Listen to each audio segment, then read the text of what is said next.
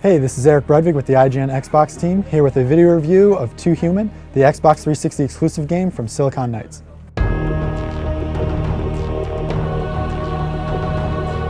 Too Human is the first in a trilogy of games that takes place in a world where Norse mythology meets sci-fi technology. A war with machines has been raging for ages, and it's the Norse gods who have taken up the call to protect humanity. Players take the role of Baldur, Odin's favorite son and a tragic character in Norse mythology. The game begins with a hunt for a rogue machine and quickly expands to a tale of intrigue and infighting amongst the gods. The story of Too Human is a cinematic experience with a lot of exposition, but it's the unique gameplay that's going to stick out immediately. Too Human makes use of a dual analog combat system. One stick on the controller moves Baldur around while the other is used to attack.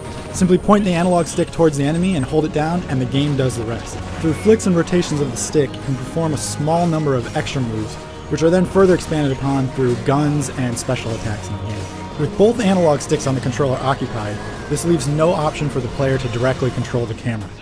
This can take some getting used to, and for about the first 30 or 45 minutes of the game, you're going to feel a little out of place. Once you do get used to the unique controls, you'll still find that the camera is one of the first sticking points you'll notice in Too Human. Try backtracking or getting into a corner and you'll find that the camera in Too Human doesn't really know what to do, sometimes spinning about in circles. The combat may be pretty simple in Too Human, but that just leaves more time for the player to focus on what this game is really all about: loot drops. Anybody who's played Diablo before will be right at home with Too Human. As you play through the game, you'll find new and better equipment dropping here, there, everywhere. This ultimately is the strongest part about Too Human. If you're the type of player that loves decking out your character and will continue to play just to get that one piece of armor or one awesome sword, this game is for you. Part of the reason this loot system works so well is that Too Human has a deep class and skill tree system. There's 5 different classes: a berserker who's great at offensive moves, a commando who's good with guns, a bioengineer who can heal, a defender who's a strong tank-like character, and the champion who's good at aerial combat and a good all-around character. Each of these classes has a branching skill tree, and you'll find that within just a single class, there's a lot of different ways to play the game. Once you begin restarting the game with a new class, you'll find that this game plays drastically different with each individual class. This class system is actually so good that it points out one of Too Human's major weaknesses. Some of the individual skills that each class has are actually group-based, which means when you go online and play with a friend, you'll share your skill with them. And unfortunately, Too Human is only a 2-player cooperative game. The game is ultimately a lot more fun with 2 players, but it would have been even more fun with 4. Some of the classes seem almost relegated to obscurity. There's pretty much no reason to play as a bioengineer. He's the healing class, but why would you care about healing your party when your party is only 2 players? Or even worse, if you're playing by yourself, it almost becomes pointless to choose that class.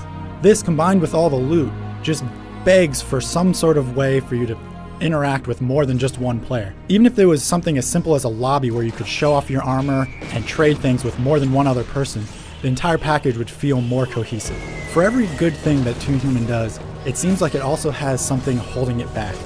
And while I was playing through the game, I always had the question in my head of what is the point of playing this game? There's no penalty for dying in Too Human. All that happens when you die is a small wait while Valkyrie comes down and revives you, and you just start exactly where you were before. What's more, enemies in Too Human scale to your level. That means if you level up to level 30, all of the enemies are going to level up with you. Once you boil down Too Human and realize that dying doesn't matter, and every enemy is going to be about the same difficulty, all that's left are 4 stages, which are linear walks from one fighting area to the next, with brief interludes into a cyberspace area where you can access secret areas and find more loot that's leveled to your character. All that really leaves you as a driving force for playing the game is the story. The story does have some flashy moments, but it also leans towards the dorky side of the spectrum. And it also has the typical non-ending that we've come to expect out of the first part in trilogies. Though there are some small hitches in the frame rate and some minor bugs, the package is put together pretty well. The voice acting and music is fantastic, and Too Human does a great background loading during cutscenes so that you never have to sit through a loading screen. This is a great thing for keeping the action going and making you feel like you're part of the experience. And though the level design in Too Human is fairly linear and straightforward, it's saved by some cool art design that'll have you exploring and looking around. Too Human certainly offers some fun and will appeal to anybody that gets addicted to loot drop games like Diablo. It's a good game that ultimately falls just short of its promise. For everything the game does well, it has something that's just holding it back. So there you have it, Two Humans, a great game for people who love loot drops and equipping and outfitting their characters, and it's a decent ride for the rest of us. For the full written review, check out IGN.com.